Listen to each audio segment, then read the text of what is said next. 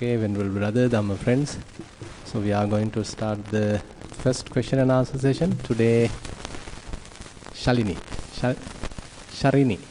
Okay, Ms. Sharini is ready with the written questions. So we are going to start with written questions. Avasarai Bhante, there are 5 meditation questions and 3 others. Okay, yeah. Number 1, I worship Bhante and request permission to share last few holidays mindfulness practicing experience, please. Day 1, I was able to listen to a Dhamma sermon series and got a very calm state. From time to time, I got good concentration too. Sometimes I was able to identify the mind separately, and on one occasion I felt some sort of slippering nature of the mind. Cannot keep in one specific place. During that time I felt it as nibbida. Even though I did not get the opportunity to do the walking meditation on that day, sometimes I highly felt to do so. However, most of the time I experienced a very calm state, though I moved with others. But refer to one incident, I got some sort of frustration on my behavior and identified how eye-making was happened. Sometimes I was able to identify it as a third person since my mind was in a good condition at that time. Day 2 also. When I got up in the morning, clearly identified the mind separately and I felt that the mind was in front of my face. However, I did not get any interest in allocating a specific time for the meditation practices as I felt that my mind was exhausted. Most of the time I spent the day with minor thoughts, but one dark and heavy spot identified in the mind. Sometimes I felt that dark spot reflects I. From time to time a few sanya also popped up from previous day. However, my mind did not work properly to proliferate from those, and I felt that the mind was blocked from something.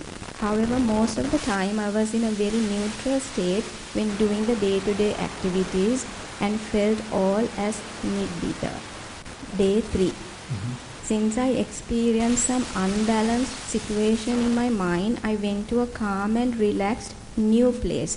I felt a big comfort from that place and spent the day by doing only walking meditation. I gave full freedom to my mind to think, but only very minor few thoughts popped up, and most of the time walked without thoughts. Finally, I was able to get an open, peaceful mind without any dark spots. Had a deep faith in Noble Triple Gems and got some confidence in my practices too. After I went home, I got a very peaceful state in the night while doing an unplanned sitting meditation just in a chair, and it was more than 1 hour. From all these things I realized how much now I am introverted than in the past and the value of balancing the walking and sitting meditation practices. I pay my great gratitude to Bhante and humbly request more advice, please. Good. So I think few things I felt now being introvert. Sometimes people feel introvert and they say so we are not interacting with others and not open to the others' matters, and one becomes somewhat selfish. So that's a kind of a argument or kind of a complaint sometimes people make for the meditators even. Because say when one start practicing mindfulness, okay, the people become introvert and they don't want to care about the others. But anyway, the other side, the good side is that when one become introvert, it doesn't mean that you shut down the whole outside. Rather, you are maintaining kind of a private space, but still being sensitive, isn't it? So you still being sensitive. You have that empathy towards the others, and you can read the others, you can feel the others. If necessary, you can help the others. All things are available, but at the same time, you are not extra involved either. You are not extra involved, you are not being extremely disturbed, rather maintaining kind of a balance. So therefore, I feel we need to be introvert. I don't think we have to deny that. We need to be a little introvert, But that doesn't mean we are completely being selfish. At the beginning of our practice, it appears like a little bit of selfish because it's difficult to do otherwise.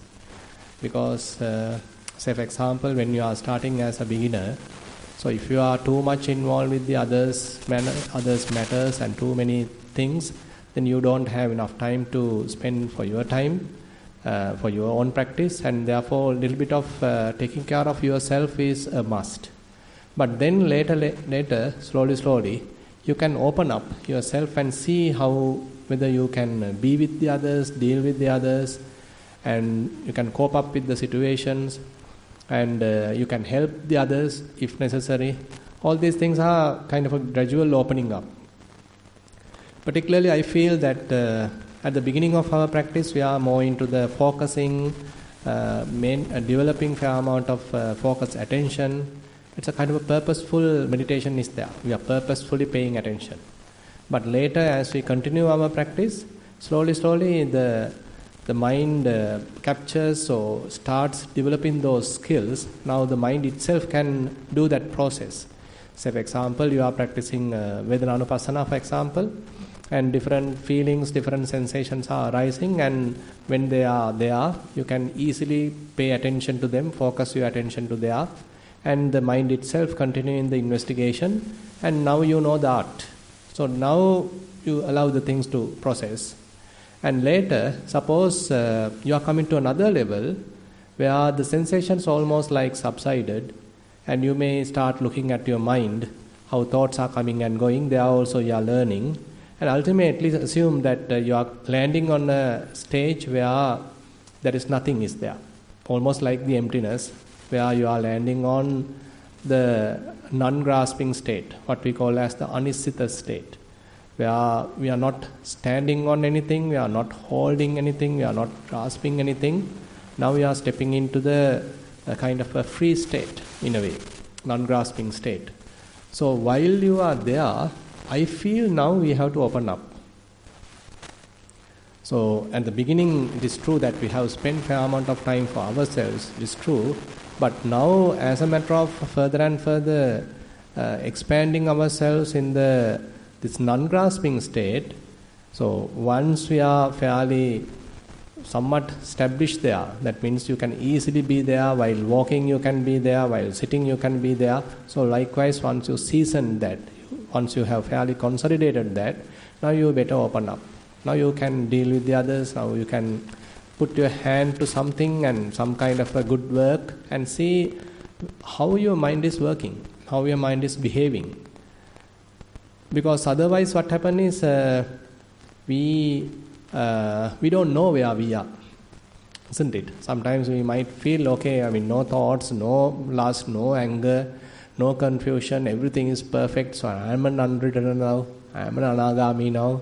So these kinds of overestimations also can happen.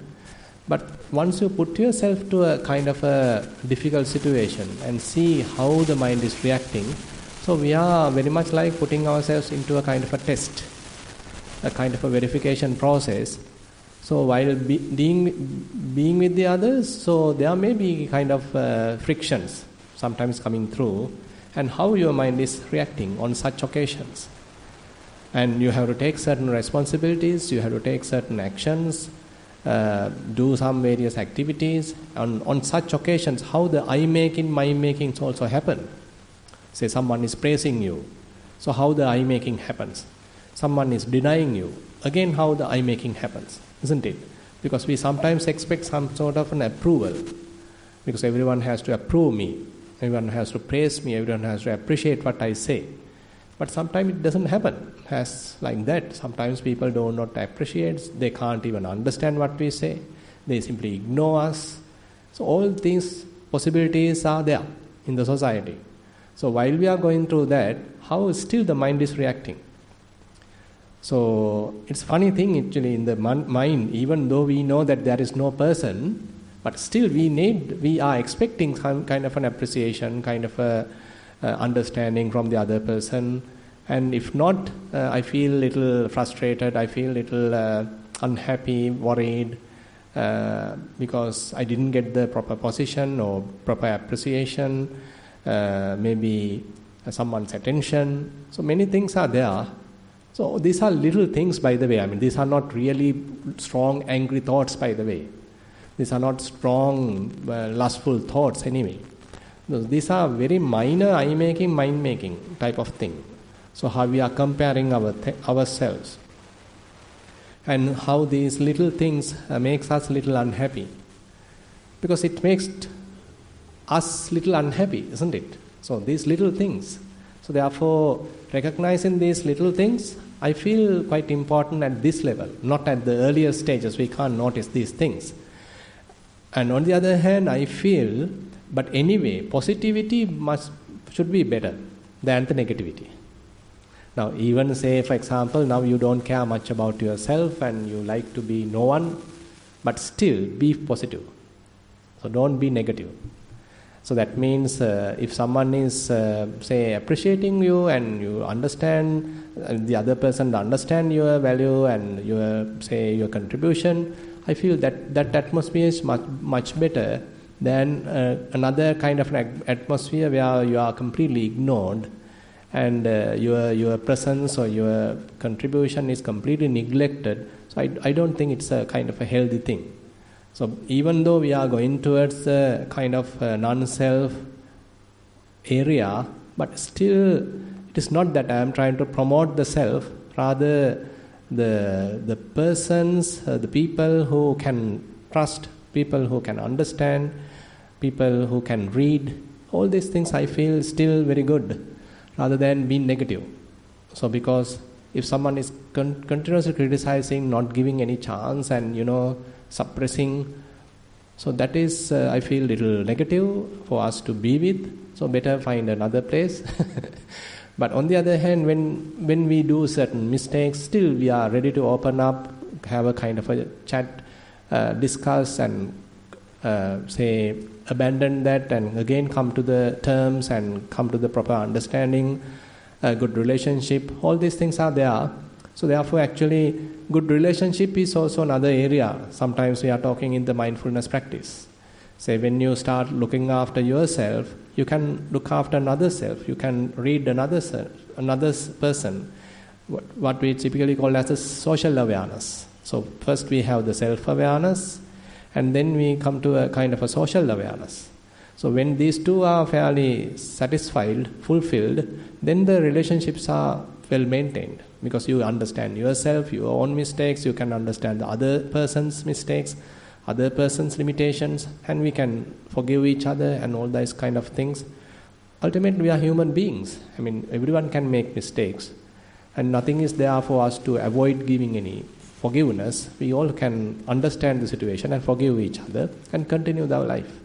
So therefore, I feel being positive is very important, even though that's why I can remember Buddha once mentioning in the that sutta called Metta Sahagata Sutta. Subha Paramaham Bhikkhave Metta Cheta Vimutting Vadami. So, Subha Paramaham. So, Buddha takes the things in a way, kind of a positive way sometimes. Because sometimes we think, okay, he always talks about the suffering, the noble truth of suffering. Isn't it? We think it's in a kind of a negative way. But when it comes to the practice, so very much like we have to be happy in a way. So when we are completely bewildered in this samsara, and once we opens up to a teaching, okay, it is available, isn't it? I mean, how fortunate we are. So we have the Dhamma available, we have the Kalyana Mittas available, we have the teachings available, we have the Buddha available. So likewise, so when we are practicing, having that positive, very, say, pleasant kind of atmosphere within ourselves is very, very important. Because if we feel little depressed, little unhappy, so that little reduces the energy and might even loses the balance. So better be positive, therefore. So I think, you have anything to share? Yeah. Can you pass the mic? Avasarai Bhante? Yeah. Actually, I am not negative. Good. Maybe neutral. So we have three phases now? Yeah. The earth, neutral, live. So which one? Neutral. Yeah. And one thing I want to clarify, that the mind block means that it's not proliferating. and not working properly. Not working. Yeah, that's the. I mean, what did you mean by not working? How you expect the mind to work? No, it's not going smooth way. That's why I am saying. What is the smooth way? What is your definition of smooth way? One thing now, if something happen, we can get angry. Correct. But it's not angry also. Good. So that is so you expect the smooth way as that you being angry? No. but it's not working. No, that's the problem. Not proliferating. Good. Not angry. Not happy. And neutral. That's the problem to me. So I think it's not a bad thing, because you know that so that if we go to the now we are talking of the oscillations of the mind, right? So the oscillating, the mind typically oscillates. It's either jumps to the positive side and be happy, be elated, laughing, all that, or it goes to the really negative and be depressed, crying, worrying, that. So as we continue our practice, this oscillation has to become less and less. So we have to be in the middle as much as possible. So that's why, so I mean, when if you refer the Buddha's teaching to a higher level, so where Buddha mentioned that mana at the level of itta, kanta, manapa, that means more positive, more how to say, more happy, but still Buddha talks about the maintaining that stability of the mind. So stable mind does not jump immediately to the happiness. Again, it does not drop to the worry. It maintains its evenness of the mind. So therefore, if we are even to a situation where you think that you have to be angry for yourself, maybe you have to be angry on someone, or you can be angry too about your own behavior, but still mind doesn't want to. But that it's reminding me the situation is coming again and again. I understand. Yeah. Coming again and again and trying to bog you, trying to disturb you, but mind doesn't want to care about it. Yeah. Exactly. Very good. So that is the thing has to happen. So that is our old habit actually. Our old habit is to remind that all past event, whatever has happened, and trying to make me unhappy. That is the old habit. So it is trying to trick me again, but mind doesn't want to do it now because it is taking care of itself now. So that's the good thing. So sometimes the mind is advanced than our old habit, because now the mind has come to a level, it is maintaining its stability, it takes care of its health. Old habit can't disturb you now. So don't underestimate it. Don't think that it's a bad thing. Even though we want to be unhappy by thinking what I have done, I have disturbed, or all this and that, and it's worrying, kind of a required to be worried. I want to be worried, but mind refusing it. Mind simply takes care of it. So that is something good. So it doesn't mean that you become completely ignorant or indifferent or not insensitive or something like that. It is not. I don't think like that. You have the sensitivity, but the mind has the capacity to maintain itself now without going to the negativity. It doesn't want to punish itself. So you are asking to punish yourself, but mind refuses it. So it's a good thing. So because it is not we doing it anyway. It's not I doing it, but the practice is now slowly maturing, and mind prefers to be silent rather than proliferating. Because what happened in the past, for example, so when such thing happens, say something has happened, so you are again and again reminded, that past memory pops up. You think more and more, you get into the overthinking, you get into the proliferation, you start crying. But now it does not happen. Now probably the past habit may try to pops it up, reminds you, but it also slips off from the mind. It does not remain in the mind now. So it's a good thing. So therefore, whenever these bad, or rather than we say some disturbing thoughts happen, but now mind doesn't want to mingle with it. Mind doesn't want to keep it. It simply slips it. Let it go. So let it go. Don't try to hold it. So don't punish yourself. So let the mind take care of itself. So the mind is more mature now. So don't think it's a bad thing. Much merit, Bhante. Yeah. Actually, I don't have any enemies. And Enemies? Don't have? I don't have any enemies. I'm not angry with any person also. Good. So, just keep open, and then very much like, then the mind will take care of itself. So you continue the practice, so then the mind will know how to handle things, and we simply have to carry on. Good.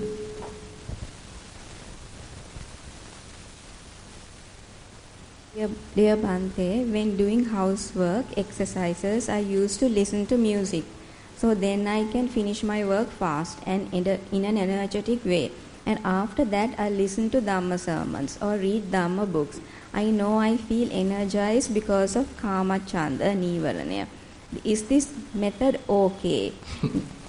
Now I find myself a bit addicted to music also.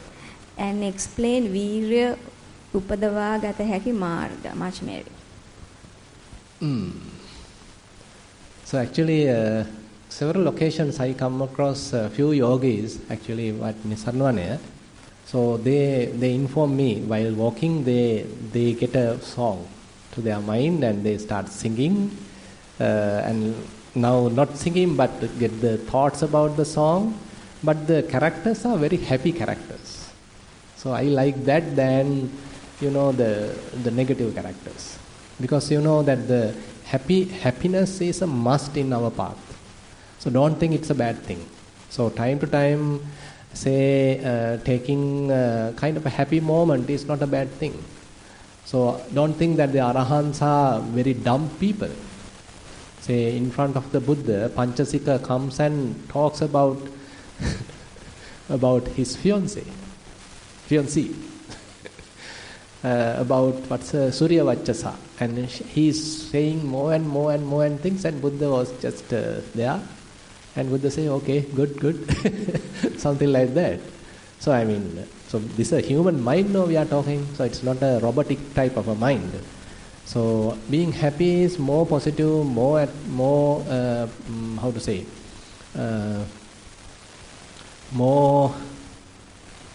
productive than being negative. That's what even in the previous case, that's what I want to highlight. Just be positive. Don't punish yourself, don't go to a negative state, rather be in a happy mood. That's much better than in the negative side. So, and the other thing is now, say listening to music. Now listening to music is sometimes actually maybe positive, but the bad thing is if we are too much into it, the content of the music can take you to a proliferation. So that is the other side.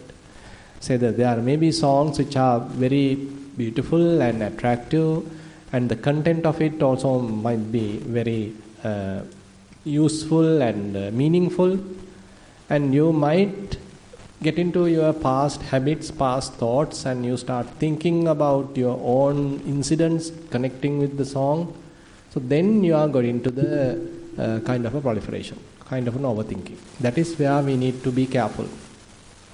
So I am talking to a person who is more into the practice, who want to take care of his mind, not get into proliferation, not get into papancha. On such case, the music is okay, but not getting to the papancha. So see whether while you are listening to music, whether you are tempted to thinking, or you are able to maintain still the calm mind without getting to overthinking. So then, and assume that, say for example, you were in a really negative mood, for example, and you want to now take yourself out of the negative mood. Actually, just share a few of my own examples. Actually, while I was at Navayana, so I was practicing samatha for a fair amount of time, and sometimes things were going in the wrong side, and I felt really almost like gone on the wrong track sometimes. Practicing but not giving proper results, and sometimes doing it in the wrong way. and the mind goes to the negative side. But I had certain recordings with me, some actually more into the Buddhist side, by the way, and some very beautiful stanzas, verses by Panadure Chandaratana, Thero, can you remember? So very beautiful, really melodious way of recitations. And then I can remember Maho Sumedha Thero, a very eminent monk, Maho Sumedha Thero. He's also a really nice person, and his parts. And now in Aridhamma Thero, one of his parts. So more into the not really lengthy Dhamma sermons, but some melodious things, by the way. Because I was coming from a character more into the music. So while I was at the university and again at the college, I played to the Eastern band. I played several instruments. So my mind was into the music. So I know that the music can heal me. So I have taken that path anyway. So when I listen to those melodious chanting, it healed me actually. Again, I was back into the presence, back into the positive side. So I have used that. So even now I have few songs with me. Very rarely, nowadays actually, very rarely. Now almost like not necessary. Because some good music gives a lot of encouragement, takes you back to the proper ground rather than being in the negative. Because being in negative is not the good thing to do. Being positive is much better. So therefore, but anyway, now as you are maturing in the practice, you don't need much. You don't need much in the sense the kind of extra type of music or extra type of talking to others or different kinds of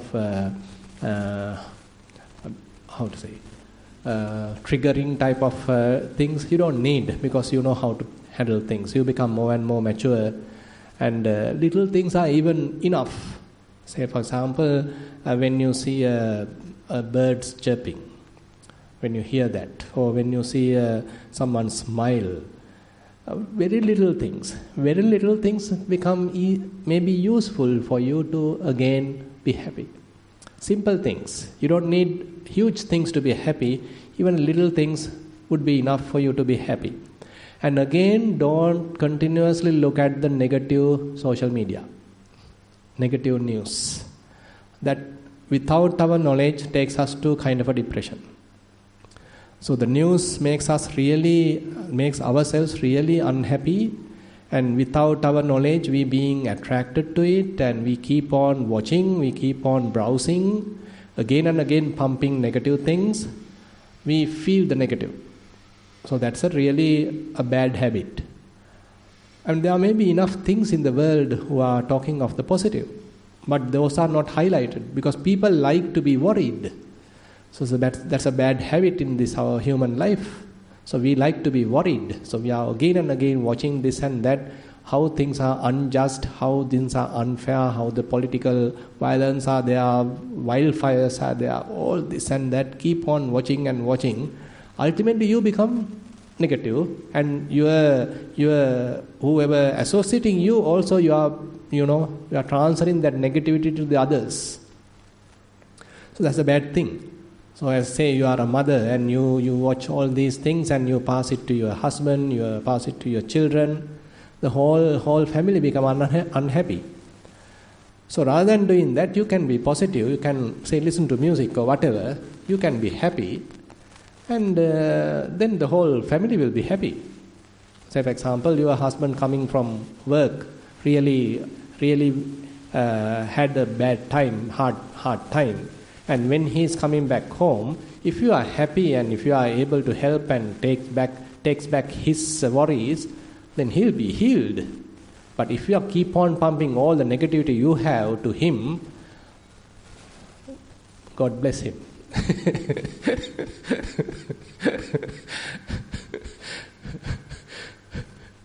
So therefore we need to understand we have a human mind.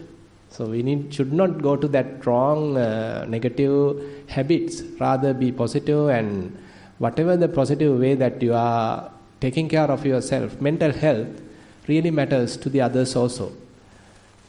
So others can make mistakes, but you can still understand, continue, forgive, and just continue. And I feel that is much better approach. And therefore, I don't like to reject listening to music. But with time, by the way, you don't need much. You don't need much music, because you can be happy with little wind what you are experiencing. That's also so. In a way, to such level, you feel sensitivity, isn't it? When someone is talking, when someone is smiling, a little thing. Say, for example, when you are passing by, you simply smile with another person. How many others will revert back? In Sri Lanka? But in certain other countries, they simply say, you have never met him, and you say, hi, hello, how are you doing? Something, maybe a kind of a superficial way, but we are meeting, no? But here also, I experience sometimes you have a little smile, say hi, or Theruvan Saranai, something. The other person also respond rather than neglect.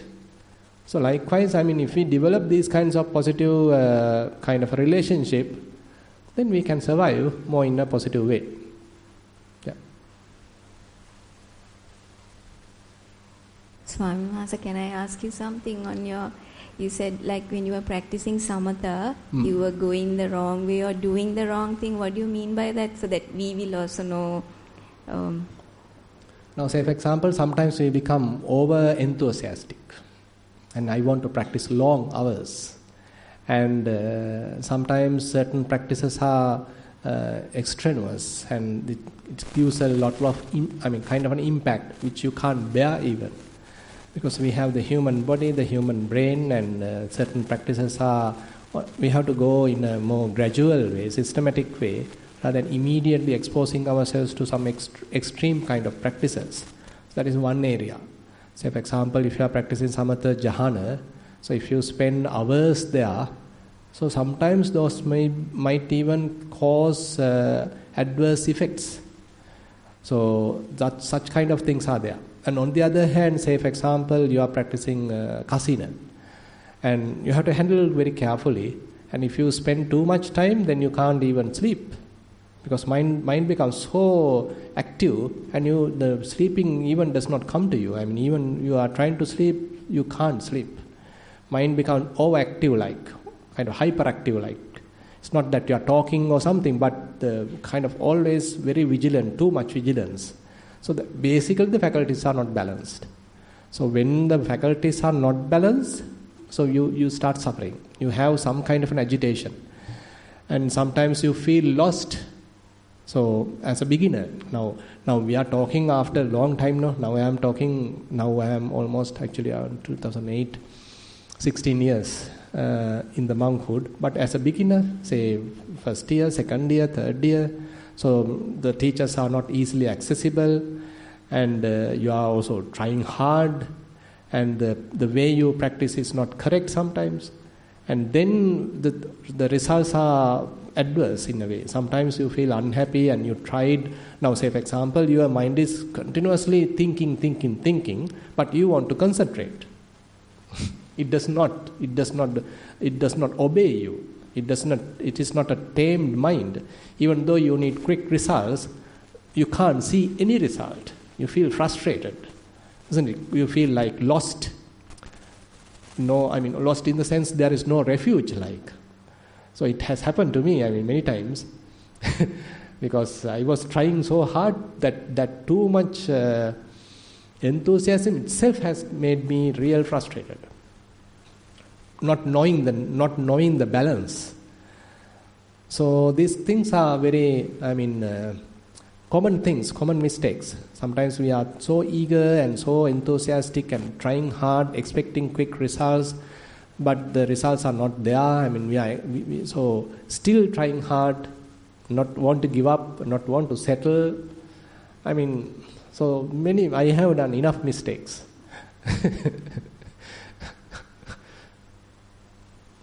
Yeah. Number 3, while doing walking meditation, first I looked about my posture, then thought about starting to walk and then slowly proceeded. When raising left foot, I thought about it. When moving it forward, I thought about it. When putting the foot down, first I was thinking that the heel touched the floor first and then the forefoot, not that first, I thought, and then took action. But as the heel touched the floor, I realized that on the walking path, I saw several footprints. Then immediately I brought back my thoughts to the process of walking and looked about 5 feet ahead. I kept my head straight without bending the neck, which allowed me to keep the attention on walking. When having noon alms, I did it mindfully. After serving, I first sat down. Then it came to my mind, Ahare Patikula Sanya. I thought that the alms is not for anything but to keep my life, to enable me to practice meditation. Then I transferred merit to all who were involved in offering.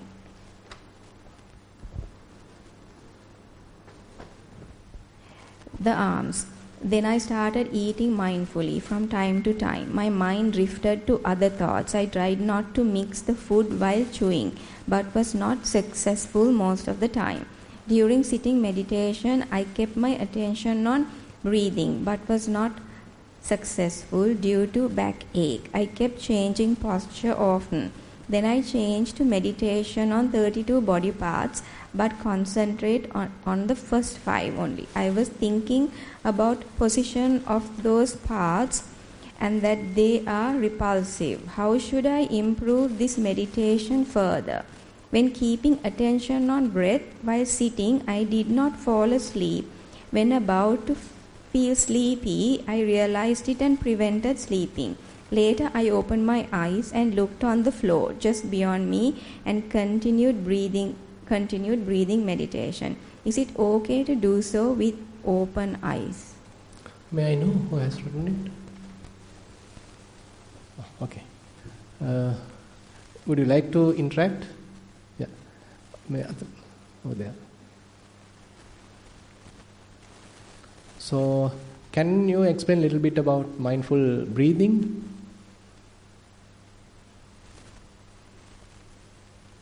I kept my attention on the nose, right. And when the breathing goes in, I concentrated on breathing in, and when it goes out, I concentrated on breathing out. Yeah. Were you able to maintain your attention there? Yes. Are there any distractions, less distractions?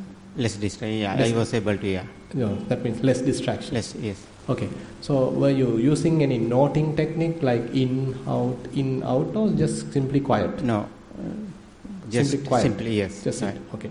So, any particular reason for you to do the 32 parts?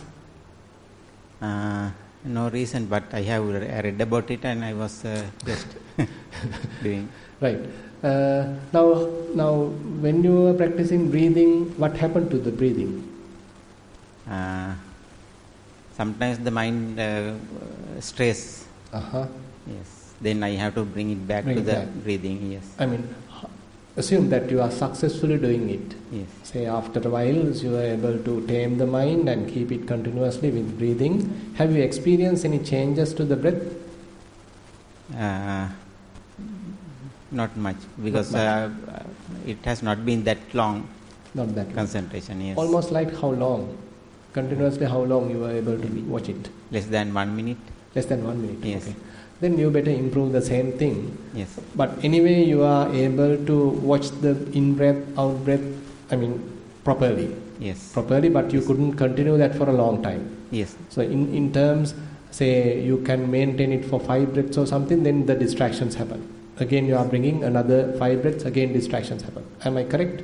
Yes. Okay. So then continue the same thing, because you can practice 32 parts without stepping much into the loathsomeness, pilikula. You don't need to get into the loathsomeness. Instead, say to reduce the distractions, you can continue the body parts from top to bottom, kind of a body scanning technique. Okay. Where, say, head hair, body hair, so you are keeping your attention to those parts, not in a way to look at their loathsome aspect, but just to kind of calm down the mind, to limit its astray or limit its distractions, just to limit it to a whole body, so that mind become more aware of the body. So once the body awareness is improved, you can easily be with the breath. So immediately, rather than you are trying to be with the breath, you can do the 32 parts, no problem. You are simply going one after the other, and more you feel active. It is, and again being with the body awareness also improved, and then take the breath and look at in breath, look at out breath, mere in breath, mere out breath. And keep your attention at the nostril. You don't need to follow the in breath, you don't need to follow the out breath, you're keeping it at the nostril. And since, assume now you are able to maintain your mindfulness continuously for 5 breaths, now try to improve it to 6 breaths, make it 7 breaths. So likewise, give some possible target and just do that. And how about your walking? It is much better than sitting meditation. Yes. So you know the technique? Yes. Okay. Can you explain a little bit about your walking? As I have written, when I think about moving the foot, I think that I am going to take the step, and then when I am taking it forward, I have in mind that I am taking it forward, and then I keep down. I have that also in mind. So basically, the one thing is now thinking and knowing are 2 things. So thinking means we are thinking about our house, our country, and all. That is the thinking part. But here we are trying to know things, right? So there are no need to have even thoughts to know things. Say when your foot is touching the ground, you can feel it, you can know it. And when the foot is lifting, you can know it. You don't need to have even a thought to know it. So when we are coming to the meditation, to the mindfulness practice, so we are emphasizing the knowing part. And the thinking become less and less, and you start knowing more and more. So you know how foot is moving up, you know how it is being shifted, moving forward, and you know how it is being placed, and you know how the touching or sensations are there. So likewise, more and more the knowing part is improved, increased. And I feel so how long you can do that? How many steps? Continuously I can do that for a long time, maybe even 5-10 minutes. Yes. Okay, that means several rounds. Yes. Without any distraction. Yes. Okay, good. So continue that. I mean, during that time, no thoughts. No. No thoughts. No. Okay. Then probably you can start investigating the sensations. So go to the next step. Now, rather than merely being mindful, so when your foot is touching the ground, as you are already trying, what are the parts first touching, and what are the areas you feel thoroughly, intense way, and what are the, say, if you come to the toes, which toe is touching the ground. So likewise, we are further kind of refining our attention, kind of paying close attention, examining it very carefully. So that way you are improving the clear comprehension. You add that part also. Okay, that part seems good. Okay. Thank you. A lot of merit. Yeah.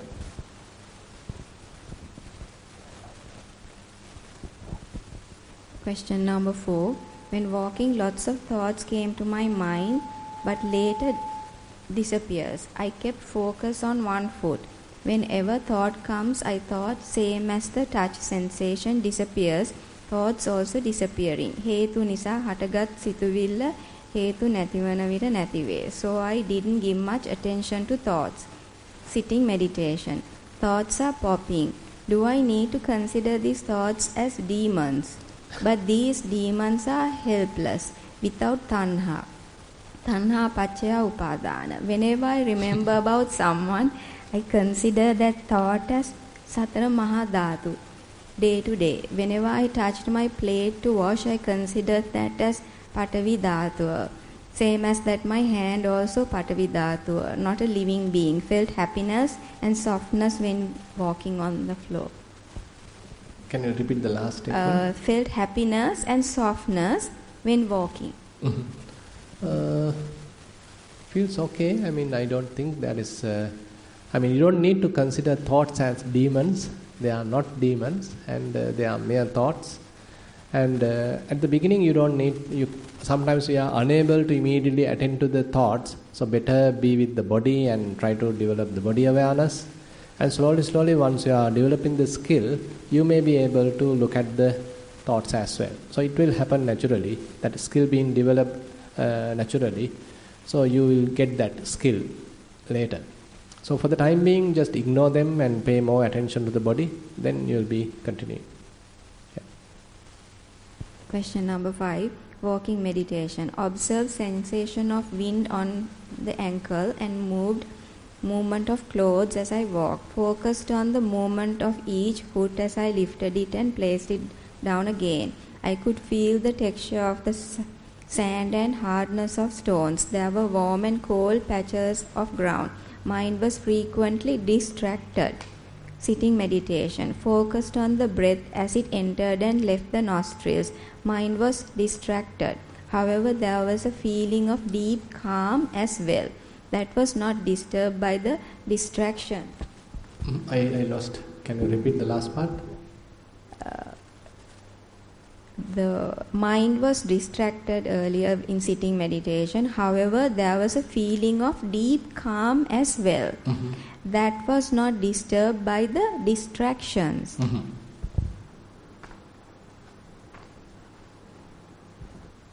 Other activities focused on what I was doing: eating, washing, serving, standing, etc. When the activity changed, I took some time to remember to focus on the next activity. Mm-hmm.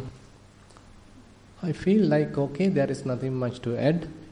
Anybody who has written it, and if you want more, would you like to come forward and talk about it? Asrai Bhante. Yeah. So I generally feel it's not a good practice because I am getting very distracted. Mm-hmm. What makes you distract? All sorts of, nothing makes it. Thoughts come and thoughts go all the time. Right. So I couldn't continue for a long time. So what is your main primary object? Breath? When I'm sitting, yes, breath. Uh-huh. So how long you can maintain your attention there? That's hard to say. I can't make a judgment, and also after the last time's instructions, I have reduced my sitting meditation. Uh-huh. I did it only when I came here. Right. So you do more walking? I did walking at home, but Uh-huh. I didn't for the last 2 weeks, I think. Uh-huh. But still, I had that deep calmness when I sit. Mm-hmm. So though the thoughts are going, it's like there are 2 levels of... Understood. Yeah. So one level is just very calm and watching the thoughts going. The other level is fluctuating. Mm-hmm. Walking meditation I did... when I started at home, it did go far better than I expected because I wasn't used to it. Mm-hmm. But I began enjoying it a little bit, really, which earlier I didn't want to do walking. So how many steps in general you are able to maintain the mindfulness? Approximately 10 steps, 15 steps? I would have done 10 steps, not 10 today. steps. Today was yes, would have, and so you get to know the technique. You're confident about the technique. Not very confident, but I feel I'm, getting somewhere, doing better, improving, and as a result of your practice, mindful walking. So, what are the positive things that you felt? Say, have you experienced any less distractions? Be more mindful? Any clarity of your mind? Any areas that you have noticed? That's hard to say, but it also, after I started practicing, it's easy, like even say I'm walking in the house from one place to another, I tend to at the time after doing it, I would automatically be thinking of the walking. Right. When I was like doing anything, my mind would go to the feet, and I'm aware of that. And I was happy because I could do the walking. Right. So that was there. And it wasn't because I was expecting a big challenge. And you said it would be okay after a few days, correct, and it correct. was. So that made me happy about it. Right. But of course, after that, my practice broke. So immediately, all of that goes away. I see. I practice for a couple of weeks, maybe. So in a few days, I will get by being very distracted. I see.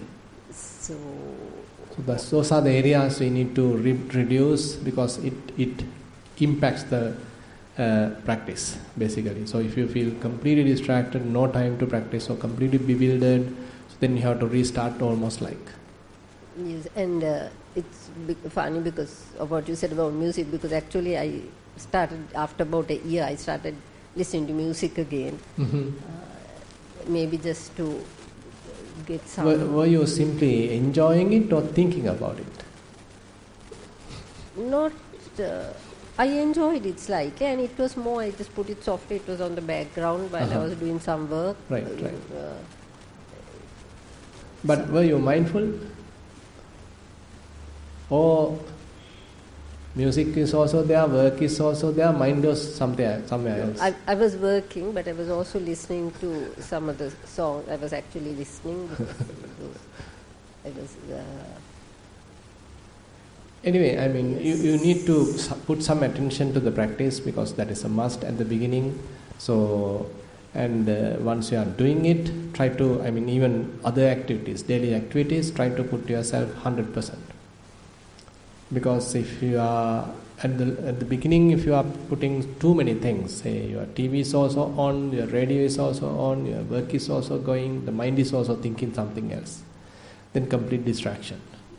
So better switch off both, be with yourself, with the activity, and the activity helps you to be in the present moment, because it's a present moment activity we are involved with. Say for example, you are washing the dishes, whatever, and you are doing it right now. So if you pay attention to that, so mind learns kind of an art, rather than being in the past or future, being in the present. So that we need to teach to the mind. That's the problem. Our mind is very much like habituated to be in the past or future. So now we have to prepare a new habit, inculcate a new habit to be in the present, and we have to do it in a more strategic way. So whatever activity we are doing right now is such strategy. So we are purposely paying attention to that, so that the mind start learning it, being in the present moment, because currently an activity is there. So likewise. With routine things I am doing at home. Exactly. Yeah. So because on those routine things, the mind easily get distracted, because they are already known things, easy things, and the mind ignores that, and mind start thinking completely different thing. So that is the area we sometimes lose our attention. So therefore, routine things definitely we have to include to our practice. Yeah.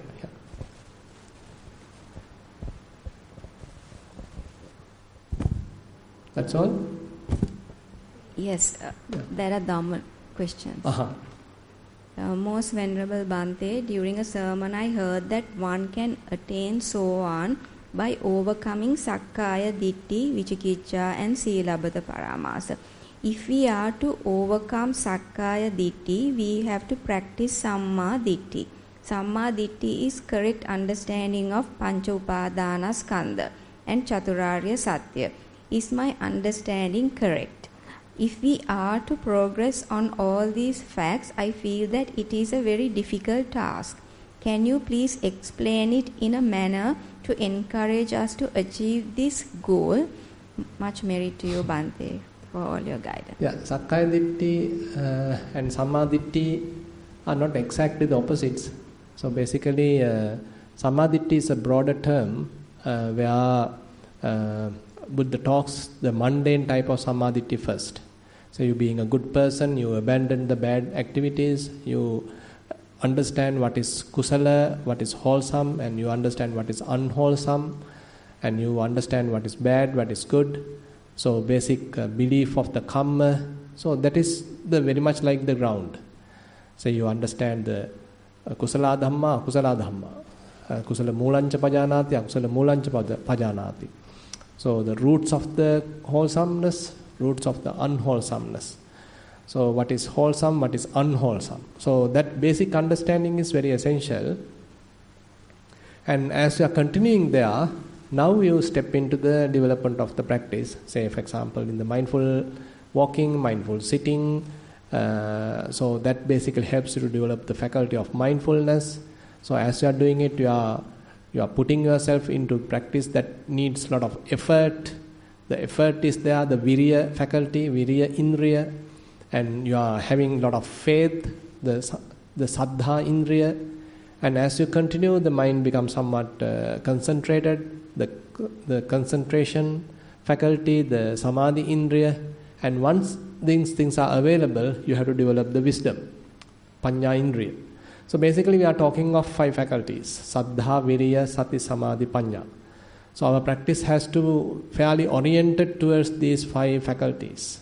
So we are developing these 5 faculties.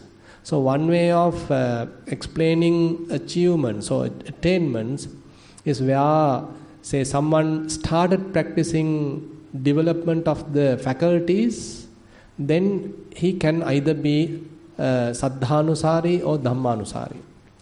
You can read Kitagiri Sutta. Actually, recently we did a retreat at Nissarana Vanaya, 10 days retreat on Kitagiri Sutta. If you like, you can read there. Listen to those sermons. So there Buddha explains about this saddhanusari, dhammanusari, where the one with the sharp wisdom faculty, he is called dhammanusari. He is continuing his practice based on the wisdom, keeping that as the priority, and the other 4 faculties are also being developed. Another person is there who is more into the faith, saddha, and he is called saddhanusari. Now keeping the saddha as the forefront, now he is developing the other faculties. So anyway, the development of the faculties is a must. So you have to pay attention to these 5 faculties. Development of the 5 faculties is a must, and depending on which one more prominent, one can say you are a saddhanusari, another one can say he is a dhammanusari. Now assume these 2 persons are developing. So at one level, so probably you may step into the Satipatthana practice anyway, you have to. And while continuing that, say you are practicing Kayanupassana, for example. So typically we consider the body as one unit, as one thing, and again this body is me or myself or belongs to me. So therefore, with respect to the body, there are typically 4 sides we can say the Sakkaya Ditthi is generated. Not only the body, even the outer external physical phenomena. So Sakkaya Ditthi with respect to the form aggregate. Rupang attato samanupassati. Rupa vantang va attanang. Attani va rupang. Rupasming va attanang. So likewise there are 4 possibilities Buddha mentioned how the Sakkaya Ditthi can happen. Immediate recognition, immediate identification of body as me, myself. This is the first thing. The other thing is probably thinking that body belongs to me. Or thinking that the I is inside the body. Or I is completely very vast thing. Inside that I, body is part of it. So likewise, many different ways the Sakkaya Ditthi can happen. So through the Kayanupassana, you are having a fair amount of practical experience to this Rupa Khanda, Rupa Upadana Khanda. So Kayanupassana is a very rich area for us to practically understand the Rupa Khanda, Rupa Upadana Khanda. So as you more and more practice, say for example, you are practicing Dhatu Manasikara, maybe 32 parts, maybe Iriyapata, the knowing the different postures, you are developing the mindfulness onto different postures. So as you are continuing that, your body awareness improves, and you can understand various bodily processes, how they are coming and going, how they are changing. Samudaya Dhammanupassī, Vaya Dhammanupassī, you are now stepping into the Vipassana side. And after a while, probably the mind's grasping towards the body become less and less. So it may happen gradually. I don't say that it will happen immediately. So as you continue Kayanupassana, the grasping of the body has to be reduced. It will happen as a result of the practice. That's the beauty of the practice. So now probably you can't recognize a very solid body. So once you pay attention to the body after closing your eyes, you can't find its boundaries. So it has gone almost like. So the elements meditation has completely penetrated the body.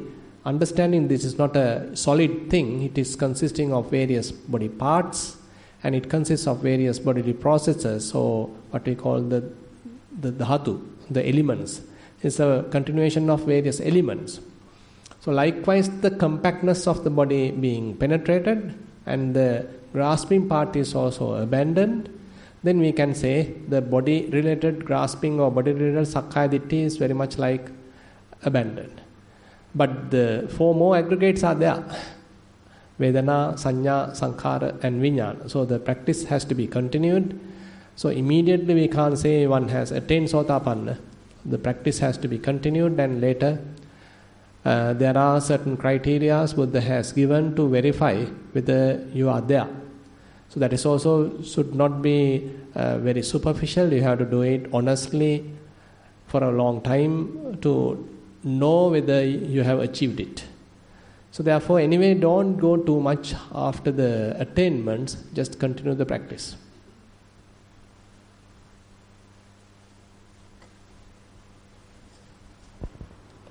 Dear Bhante, when an anger thought comes, what is the easiest way to stop thinking?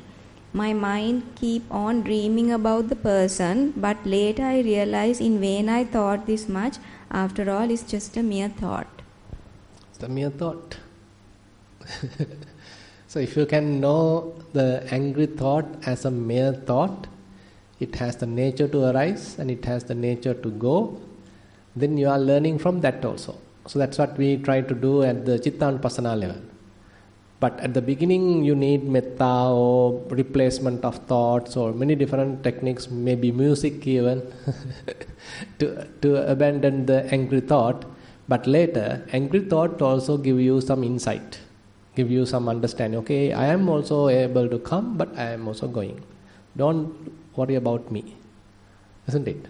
So angry thought will come and tell you, and you have to listen to it.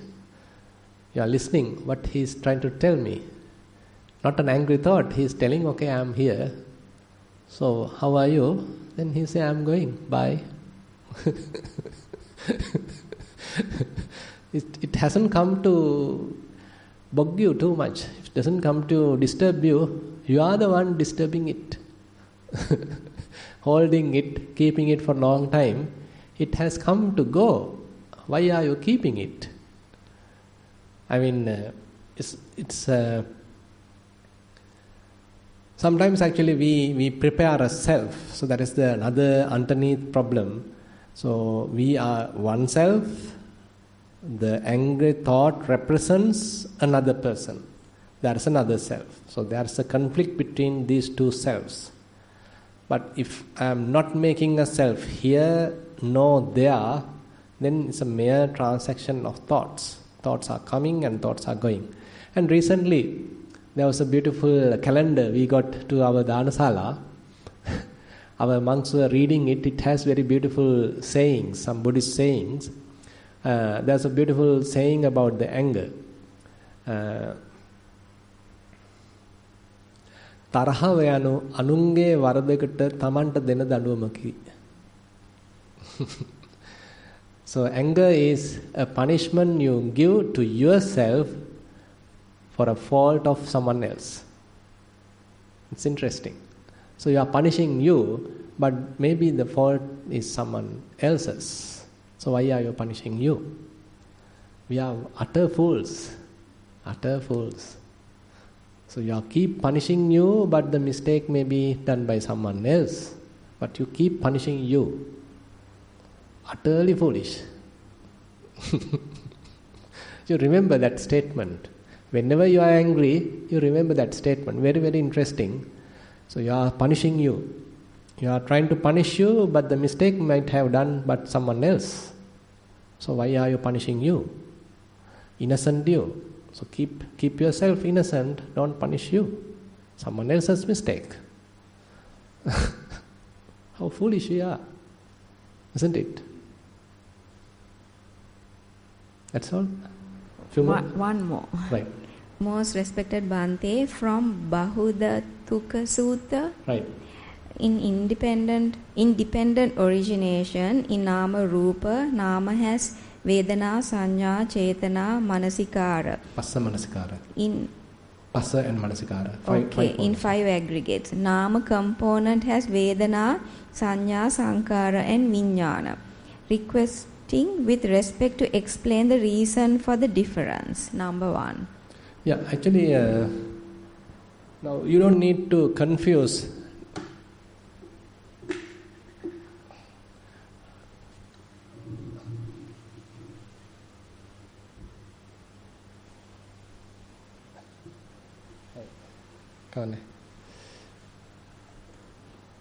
You don't need to confuse Nama and Rupa. They are with the typical Nama, name and form. Now these are two different classifications. Typically Nama and Rupa, sometimes later they put Rupa Khanda as Rupa.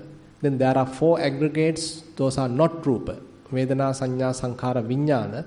So those are all called Nama Khanda. Because they are not material, so they are immaterial. So sometimes they call it as Nama Khanda, Vedana, Sanya, Sankara, Vijnana. So that is the division of the 5 aggregates. But when it comes to the Patissamuppada, we are talking of Avijja Pacca Sankhara, Sankhara Pacca Vijnanam, Vijnana Pacca Namarupam, Namarupa Pacca Salayatanam. So likewise that statement. So there also comes a Namarupa. That Namarupa does not represent here the 5 aggregates. So that Namarupa are entirely mental. That name and form is entirely mental. So that name and form explained in the various suttas, like in the Majjhima Nikaya Sammaditthi Sutta, Venerable Sariputta explains what is Rupa. Rupa is actually a perception taken from the physical things. And the name is Vedana, Sanya, Chetana, Passa, Manasikara. They are merely Chetasikas. They are 5 mental factors actually. Now, say for example, say while we are here, you can have kind of a feeling about what has happened yesterday. Say someone has talked to you, someone has blamed you, someone has praised you, that particular incident. You can immediately remember that incident. So what is the kind of rupa there currently in your mind? Maybe with respect to that incident, you may have a kind of a picture. So nothing physical right now in your mind, but there is something taken from that physical incident. Say someone has kicked you. And that incident has made kind of an impact, and that incident has lasted a kind of an image, impression in the mind. So that impression, that image is the rupa part. So it is a imprint of the physical component. It's a kind of an imprint of the physical component. That is the rupa. And then the name has 5 components: Vedana, Sanya, Chetana, Passa, Manasikara. Vedana, currently when you are getting that incident, now you have a kind of a unpleasant feeling, isn't it? I mean, that is the feeling part, unpleasant feeling. Sanya, okay, you recognize, okay, there is a person there is this incident, all there's little sanya, different perceptions, different signs are there. So that's the sanya part. And Chetana, say you may have little unhappiness, or maybe you want to take revenge or something like that. So little, now here don't think to a very large scale, this is a very minute level we are talking. Vijnana Namarupa is a very minute, very subtle process here at the level. Now Sanya is that little signs. You recognize, okay, he's there, this is this. Like that certain recognition is there. Chetana is where you have kind of a thought produced at this moment. And then the manasikara, your attention is now drawn to that. So you have the full attention to that. So that is now the Vijnana and Namarupa is now finding kind of a momentum. Now only it is finding the momentum. Assume now you give more attention. You produce more attention to it. Now the mind gets further and further involved there. More and more thinking, more and more chetana, more and more sanya. Now this starts building up. Now you, at one level, you can't stop. Now you want to blame the guy, you take your phone, touch the number, dial the number, blast the person. Now the salayatana. Now you are into salayatana, passa, vedana, and more into the, say, proliferation, and now you are in a different world. Now you have gone to the other links. No more at the name and form, vijnana has gone to the other levels. Salayatana, passa, vedana, tanha, upadana, now you are at a different level. Now you are talking to a person, you are at a different mental, mind-made, say, enemy is there. You are talking to an enemy and you are angry, so that is completely at the grasping level. So you are doing an action, you are accumulating karma. So that happens at the grasping level. You have become someone. You have become someone and making an action, and that is at a grosser level. So therefore, don't mix the typical 5 aggregates dividing into Rupa and Nama with the Vijnana Nama Rupa, that Nama and Rupa, completely two different things.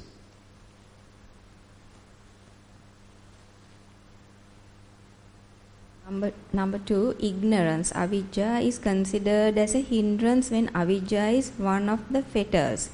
Craving, tanha, is considered as a fetter, but sensual desire and ill will, which are both hindrances and fetters. These two components are the aspects of craving too. With respect, may I get the connection between these two to understand the picture? I didn't get the question. Actually, fetters are, there are 10 fetters we are talking, and among them certain ones are the lobha related, the greed related fetters are there. Certain others may be the ignorance related fetters are there. Certain others may be dosa related fetters are there. Actually, the different classifications are available. Say, different classifications. Sometimes Buddha talks about 10 fetters. Sometimes he talks about 5 hindrances. Sometimes talks about 10 kilesas. So different classifications are there. May I know the question exactly? Who has written? I don't know. Yeah. Could you come forward?